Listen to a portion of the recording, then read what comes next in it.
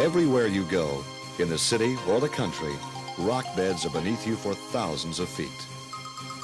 Deep in the beds, heat and pressure turn decaying plants and animals into oil and gas. The oil and gas migrate through porous rocks until they're trapped by impermeable rock barriers. Geologists look for the traps. Exploration companies drill wells into them, searching for oil and gas. Before drilling can begin, division engineers must approve the drilling plans.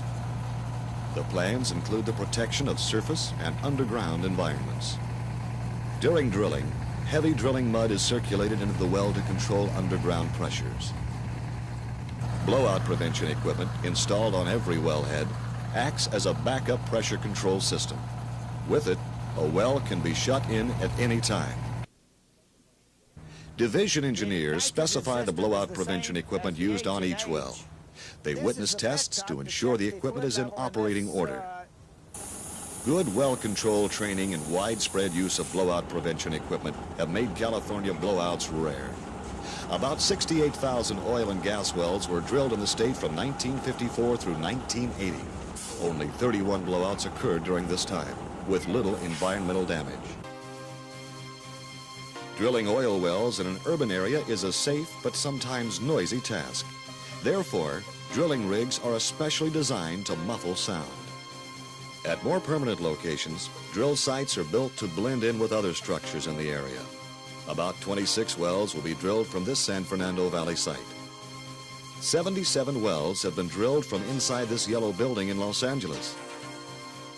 Derricks on this landscape drilling island in Long Beach Harbor have been mistaken for apartment buildings. Most oil and gas wells are drilled through water zones. Fluids from oil, gas, and water zones must not mix. To prevent this during drilling, heavy mud is pumped into the well bore. These zones are sealed when sections of pipe, called casing, are cemented in the hole. Cement is pumped down the well, through the casing, out beneath it, and back to the surface. To check the cement seal, operators may be required to conduct a water shutoff test witnessed by a division engineer. The casing is perforated through productive oil and gas zones. Depending on reservoir type and pressure, different kinds of production equipment are installed. The amount of oil and gas produced from every well is reported to the division each month.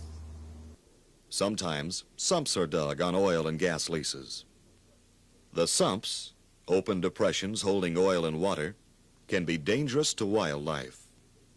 12 years ago, the division began to locate and classify California oil field sumps. Today, all of the hazardous sumps have been screened or eliminated. Good housekeeping is encouraged at all oil and gas leases. This makes leases more attractive, safer, and environmentally acceptable. Each year, recipients are chosen for a lease award. Dry holes and wells no longer commercially productive are abandoned. To abandon a well, cement is placed across all oil zones, freshwater, saltwater contact zones, and at the surface.